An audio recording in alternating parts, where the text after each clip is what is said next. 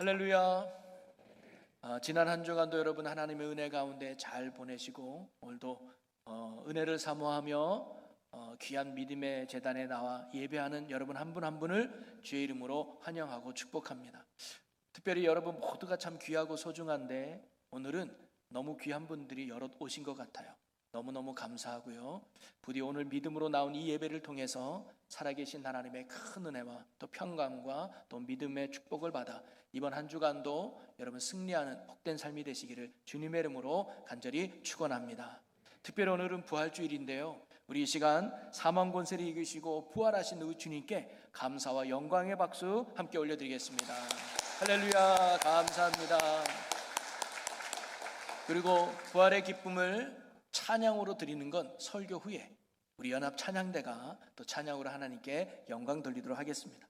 다시 한번 부활절 아침을 맞아 주의 전에 나오신 여러분 모두에게 부활하셔서 우리의 산 소망과 능력이 되시는 예수님의 크신 은혜와 평강이 여러분 모두에게 늘 넘치시기를 주님의 이름으로 간절히 축원합니다. 우리 오늘 옆에 분에게 인사할까요? 예수님이 부활하셨습니다. 이렇게 한번 인사 나누면 좋겠습니다.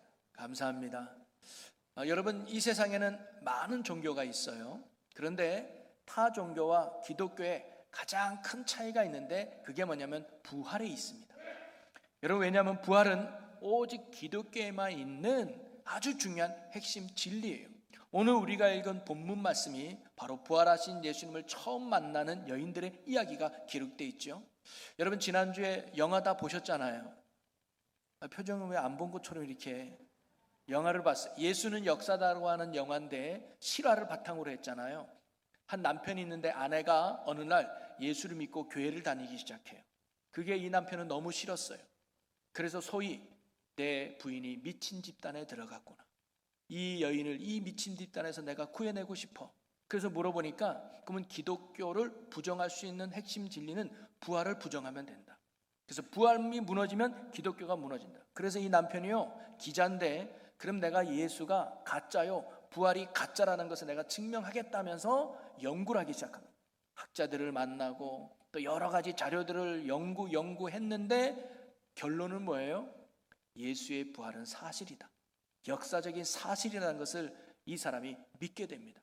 그래서 이 사람도 뭐예요? 소위 미친 집단에 들어가게 되죠. 그리스도를 믿게 됩니다.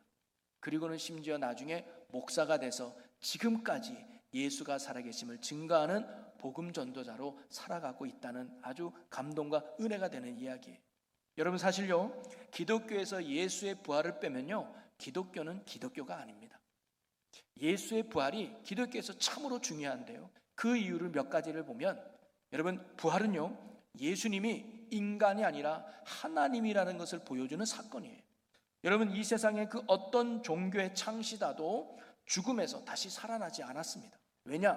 그들이 인간이었다는 것을 증명하는 거예요. 그런데 예수님만이 죽음에서 다시 살아나셨다는 거예요. 그분만이 빈 무덤이 증거해주고 있죠. 그것은 그분은 죽음마저 다스리는 하나님이심을 보여주기 때문입니다. 그래서 로마서 1장 4절에 보면 성결의 영으로는 죽은 자들 가운데서 부활하사 능력으로 하나님의 아들로 선포되셨으니 곧 우리 주 예수 그리스도시니라.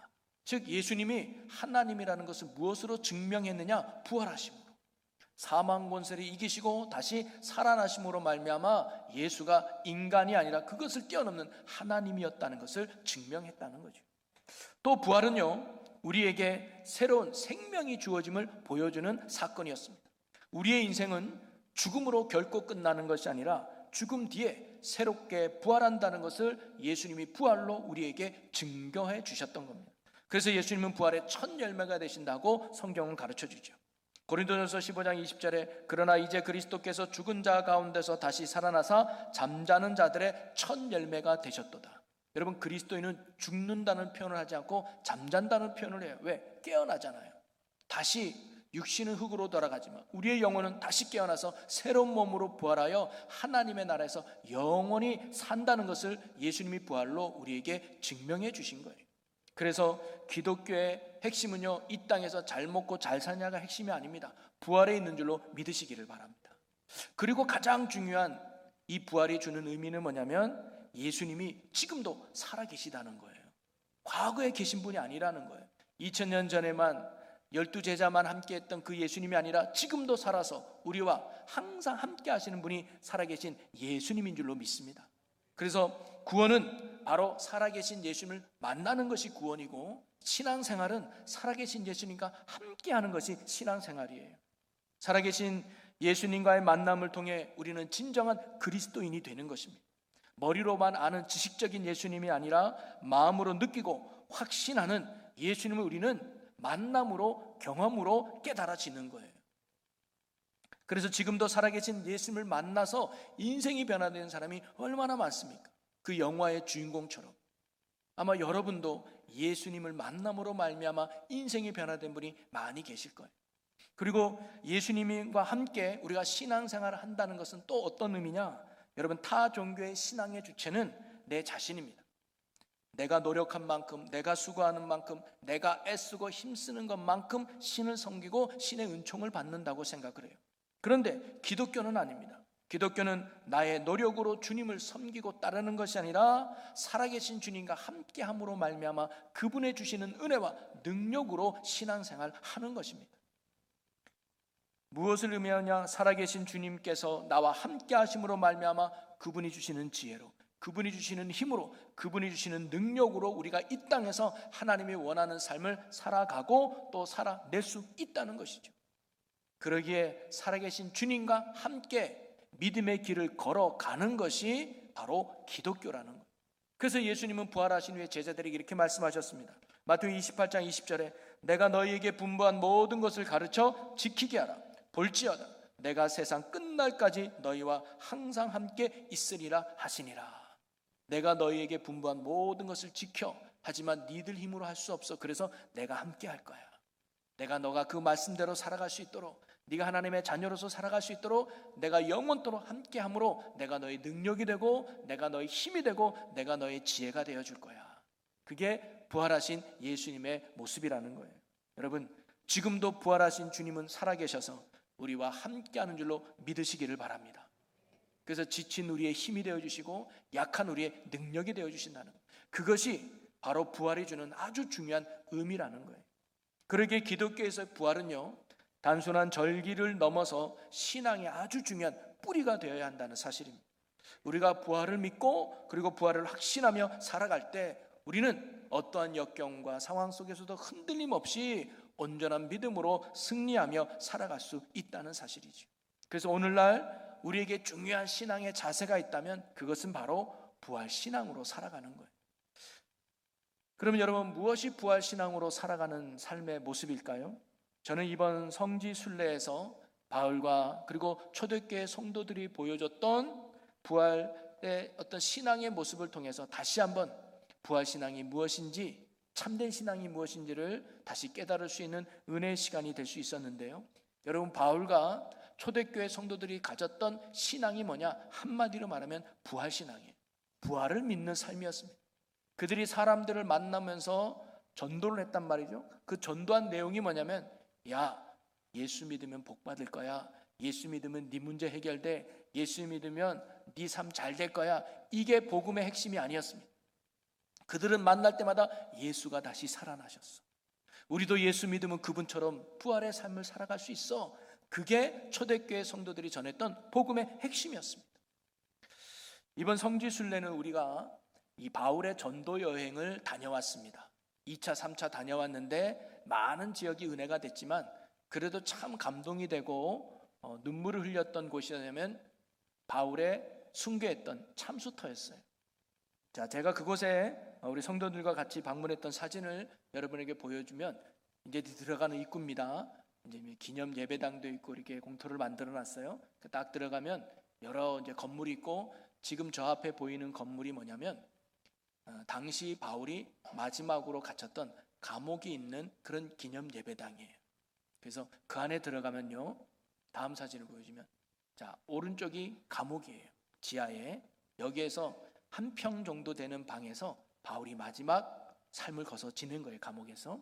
그리고 이제 창틀에서 이제 그 감옥 안을 이제 사진 찍은 거를 이렇게 보여드리고요. 그리고 그 앞에 나오면 이 바울이 마지막 걸었던 길이 있습니다. 쉽게 말하면 이제 죽는 단두대에 목이 올라가는 그 길인데요. 이제 바울이 마지막 걸었던 길이에요. 그리고 바위, 이렇게 돌덩어리가 있는 길인데 그게 2000년 전에 실제 있었던 그 길입니다. 저 돌이 이제 2000년 넘은 거죠. 그 길을 바울이 마지막 죽음으로 걸어간 거예요. 그리고 그 앞에 있는 건물이 바울이 순교당한 기념 예배당입니다. 그래서 그 안에 들어가면 성화 그림이 있어요. 바울이 이렇게 목이 베어서 잘려나가는 성화 그림이 이렇게 딱 그려져 있는데 왼쪽에 보니까 단두대가 있었습니다.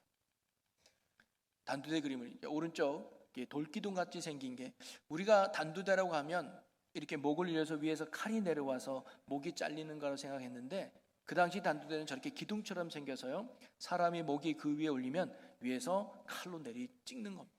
그러면 이 자료에 보면 바울이 목이 베어서 목이 3번 튕겨 나갔다 그래요. 1번, 2번, 3번. 그리고 튕겨진 곳마다 분수가 생겼다고 그래요. 그래서 3군데라고 이야기합니다. 그리고 왼쪽 사진이 마지막 바울의 머리가 놓였던 자리를 저렇게 기념으로 만들어 놓은 거거든요.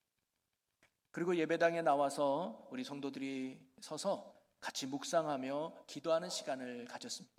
그런데 제 마음에 얼마나 감동이 되는지 울면서 기도했던 기억이 나는데요. 여러분, 바울이 이렇게 죽음의 길로 갈 때 우리가 보기에는 바울의 죽음이 슬픔이요, 고통이요, 아픔이고 절망의 시간인 것 같은데 바울 자신에게 있어서는 그 시간이 전혀 그런 시간이 아니었던 것 같습니다.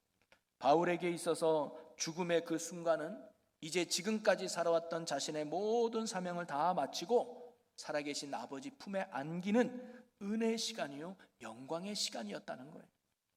그러면서 바울이 죽음의 순간에서 목이 잘라나가는 그 순간에서 또 마지막 그 걸어가는 그 순간에서 마지막 차디찬 감옥에 갇혀 있으면서 바울이 하나님께 어떤 기도를 했는가가 느껴지면서 제게 얼마나 큰 감동이 됐는지 바울은 아마 그 죽음의 순간에서 하나님께 이렇게 기도했던 것 같아요. 주님, 그렇게 만나고 싶은 주님을 이제 만나러 갑니다. 내게 주셨던 그 사명을 이제 다 마치고 주님 품에 안기러 갑니다. 아버지, 내 영혼을 받아 주옵소서 하면서 오히려 환한 미소를 지으며 마지막 죽음을 맞이하는 바울이 느껴지면서 얼마나 감동이 되고 은혜가 되는지 울면서 기도했던 자리가 바로 저 자리였습니다. 또 하나 제게 감동이 됐던 곳이 어디냐면 카타콤베라고 하는 지역이었습니다. 이는 로마 시대에 사용되었던 지하 묘지를 카타콤이라고 말하는데요. 지금 로마에서 발견된 곳만 무려 600여 곳이라고 합니다. 미로처럼 연결되어 있어서 그 길이만 900km가 넘는데요. 그리고 이곳이 초대교회 성도들이 큰 박해를 피해서 숨어 지냈던 곳이 바로 카타콤입니다. 그래서 세상 사람들에게 많이 유명해졌죠. 그래서 저희도 카타콤베 한 곳을 방문하게 됐습니다. 그래서 사진에서 보면 벌써 많이 넘어갔네요. 네. 사진에서 보면 이제 성도들과 함께 이제 들어갈 입구에 섰다가 근데 그 안에서는 사진을 찍을 수가 없어서 부득이 지금 보는 사진은 자료에 나오는 사진입니다. 자, 들어가면 한참 내려가요. 근데 깊은 곳은 5층 높이의 깊이까지 파서 무덤을 만들어 놨다고 해요. 그래서 들어가면 옆에 뭔가 이게 층층이 돼 있잖아요. 그 공간이 바로 시신을 안치시켰던 공간이라고 합니다. 그리고 또 들어가보면 여기에 좀 공간이 있는 데가 있어요. 이거는 좀 돈 있는 귀족들이 가족묘로 이렇게 공간을 만들어 놨는데 아마 초대교회 성도들은 이런 공간에서 335 모여가지고 예배하고 찬양하고 기도했을 것 같습니다. 그리고 사진에 보면 이런 좁은 길이 굉장히 미로처럼 연결돼 있어요. 그래서 로마 병사가 찾아와도 못 찾는 거죠. 지금도 너무 미로가 돼 있어서 옛날에 한 30년 전에 관광객이 왔다가 길을 잃어버린 적도 있다고 합니다. 그래서 로마 당국에서는 카타콤에다가 이제 조명도 달고 현지 가이드 아니면 결코 같이 관광하지 못하도록 법으로 만들어 놓기도 해요. 그만큼 미로 찾기 힘든 것이죠. 자, 그런데 칙칙한 어둠 속에서 썩어가는 시체들과 함께 지내는 초대교회 성도들의 마음은 어땠을 것 같습니다. 그들은 왜 이렇게 사서 고생을 했을까요? 환한 햇빛을 놔두고 멀쩡한 집을 놔두고 왜 차디찬 어둠이 짙은 이 지하 묘지 속에서 죽어가는 썩어져가는 그 시체들의 냄새를 맡으면서 거기서 믿음 생활을 했을까요? 아니, 무엇이 그들로 하여금 그렇게 힘들고 어려운 상황을 견디며 이겨내게 했을까요? 이유는 하나입니다. 바로 부활을 믿었기 때문입니다. 부활신앙이 그들로 하여금 견디며 승리하게 했다는 것이죠. 부활신앙이 갖는 두 가지 중요한 의미가 있습니다. 첫째는 뭐냐면 이 예수님은 죽은 것이 아니라 지금도 살아서 나와 함께 한다는 믿음이 부활신앙이에요. 그들에겐 그런 믿음이 있었습니다. 극심한 고난과 어려움 속에서도요, 그들이 흔들림 없이 믿음을 끝까지 지키고 마지막까지 승리할 수 있었던 이유는, 그리고 사도 바울이 죽음의 순간에서도 두려워 벌벌 떠는 것이 아니라 영혼의 미소를 지으며 기쁨과 감사함으로 죽음을 맞이할 수 있었던 이유도 하나, 예수님이 지금 나와 함께 하심을 믿었기 때문입니다. 그분이 손이 나를 붙잡아주고 그분이 나를 꼭 안아주었기 때문에 어떤 역경과 고난도 능히 이긴 힘들이 그들에게 있었던 것이죠. 그래서 다윗도 이런 고백을 하지 않았습니까? 시편 23편 4절에 내가 사망의 음침한 골짜기로 다닐지라도 해를 두려워하지 않을 것은 주께서 나와 함께 하심이라. 주의 지팡이와 막대기가 나를 안위하시나이다. 사망의 음침이란 골짜기, 고통의 순간에도 내가 두려워하지 않은 이유는 살아계신 하나님이 지금도 나와 함께하기 때문이었다. 그래서 히브리서 기자는요, 고난과 역경 중에 살아가는 성도들을 향해서 이렇게 권면했습니다. 히브리서 2장 2절 말씀, 12장 2절 말씀을 같이 읽습니다. 시작.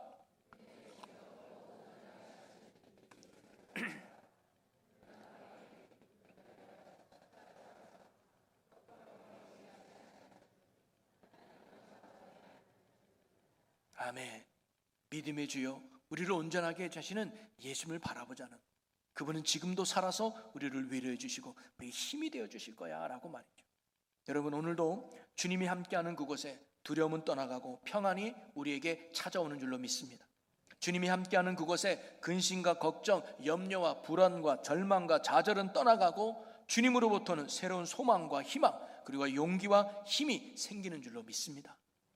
또 하나, 이들이 이렇게 어려운 가운데서도 견디며 이길 수 있는 이유는요, 죽음이 결코 끝이 아니라 죽음 뒤에 새로운 부활을 그들이 믿었기 때문입니다. 오늘 새벽에도 여러분과 함께 나누었던 예수님의 십자가 위에서의 마지막 말씀이 뭐냐면, 아버지, 내 영혼을 아버지 손에 부탁하나이다 라는 말씀입니다. 이 말은 죽음이 끝이 아니라는 거예요. 예수님의 육신은 십자가 위에서 죽을 줄 모르지만 그 영혼은 하나님의 품에 안기는 또 다른 삶이 우리에게 있다는 사실입니다. 스데반도 돌에 맞아 죽어갈 때 예수님과 동일한 고백을 했습니다. 사도행전 7장 59절에 그들이 돌로 스데반을 치니 스데반이 부르짖어 이르되 주 예수여, 내 영혼을 받으시옵소서. 스데반은 죽음의 순간에 이 땅이 끝이 아니라 하나님의 품 안인 영원한 천국, 부활의 몸이 있다는 사실을 스데반이 믿었던 것이죠. 그러기에 그에게 있어서 죽음은 억울한 것이 아니고, 그에게 있어서 죽음은 고통과 아픔의 자리가 아니라 오히려 주님 품에 안기는 은혜의 시작이요 영광의 자리였던 것이죠. 여러분, 우리가 부활신앙으로 살아간다는 것은 바로 이와 같이 이 땅의 목적을 두는 것이 아니라 하나님의 나라의 목적을 두고 천국의 가치를 붙들고 살아가는 것이 바로 부활신앙의 자세라는 거예요. 오늘 저와 여러분이 부활주의를 맞아서 부활의 신앙으로 천국을 소망하며 사는 믿음의 삶이 우리 모두의 삶이 되시기를 주님의 이름으로 간절히 축원합니다. 사랑하는 성도 여러분, 올해도 우리는 부활주의를 맞이하게 됐습니다. 부활이라는 말이 평상시에 쓰지 않다가 이렇게 부활절에만 잠깐 쓰는 그런 단어가 아니라 우리의 마음에 언제나 깊게 새겨져서 붙들고 살아가야 될 신앙의 뿌리가 부활이 되기를 간절히 소망합니다. 그래서 우리가 부활신앙이라는 것은 예수님이 지금도 살아계셔서 나와 함께 하심을 믿는 거예요. 그래서 어떤 힘들고 어려워도 주님을 바라보고 주님을 의지하고 주님을 붙드는 신앙의 삶이 부활신앙입니다. 그럴 때 살아계신 주님이 우리의 힘이 되어주시고 능력이 되어주실 거예요. 그리고 부활신앙은 뭐예요? 이 땅에 가치를 두는 것이 아니라 하나님의 나라를 소망하며 사는 것입니다. 여러분, 믿음 때문에 이 땅에서 좀 손해보면 어떻습니까? 하나님 나라에서 주실 상급이 있지 않겠습니까? 믿음 때문에 이 세상에서 좀 뒤처지면 어떻습니까? 하나님이 높여주시는 하나님 나라가 있지 않겠습니까? 우리가 이 땅에서 믿음으로 살다가 좀 부족하면 어떻습니까? 하나님 나라에서 채워주실 영광의 은혜가 있지 않겠습니까? 이것처럼 이 땅의 목적이 아니라 하나님 나라의 목적을 두고 살아가는 것이 부활신앙의 자세라. 오늘 저와 여러분이 이런 부활신앙으로 말미암아 바울처럼 초대교회 성도들처럼 어떠한 역경과 고난과 아픔 속에서도 흔들림 없이 믿음을 지켜서 주님께 기쁨이 되고 영광이 되는 우리 충주제일교회 모든 성도 여러분이 되시기를 주님의 이름으로 간절히 축원합니다. 우리 이 시간 오늘 주신 말씀 붙들고 1분 동안만 우리 간절히 기도했으면 좋겠습니다. 주님, 우리도 바울과 같이 초대교회 성도들과 같이 부활신앙으로 사는 자 되게 하여 주옵소서. 지금도 예수님이 살아계심을 믿고 날마다 주님 붙들며 살게 해주시고 천국을 소망하며 사는 자 되게 해달라고 우리 이 시간 주여 한번 외치고 함께 통성으로 기도합니다. 주여! 예수님, 주님은 사망 권세를 이기시고 부활하셨습니다. 그 부활하신 주님이 지금도 살아서 우리를 붙들고 계심을 믿사오니 날마다 주를 의지하고 날마다 주를 바라보고 날마다 주를 따르는 부활신앙으로 사는 저희들 되게 하여 주시옵소서. 그리고 주님, 우리에는 이 땅이 끝이 아니라 죽음 뒤에 또 다른 부활의 삶이 우리에게 예비되어 있음을 믿고 이 땅의 목적을 두지 아니하고 하나님 나라의 목적을 두며 영혼을 사모하며 살아가는 저희들 되게 하여 주시옵소서. 그리하여 하나님 앞에 앉았을 때 기쁨으로 나아가는 저희들이 되게 하여 주시옵소서. 그래 이 세상이 좀 뒤처진다 할지라도 부족하다 할지라도 낙심하지 않으며 하늘의 상급을 바라보며 날마다 전진하는 주의 자녀들 되게 하여 주시옵소서. 이끄신 하나님을 찬양합니다. 아멘. 살아계신 하나님, 우리가 바울처럼 초대교회 성도들처럼 부활을 확신하며 부활신앙으로 사는 저희들 되게 하여 주시옵소서. 지금도 예수님이 살아서 우리와 함께 하심을 믿고 날마다 주님 붙잡고 주님 의지하고 주님 따르는 삶이 되게 하여 주옵소서. 그리고 우리의 삶의 가치가 이 땅이 아니라 새로운 몸으로 부활할 영원한 하나님 나라에 있음을 믿고 천국을 소망하며 천국을 붙잡고 사는 믿음의 삶 되게 하여 주시옵소서. 감사 영광을 주께 돌리며 예수님의 이름으로 기도하옵나이다. 아멘.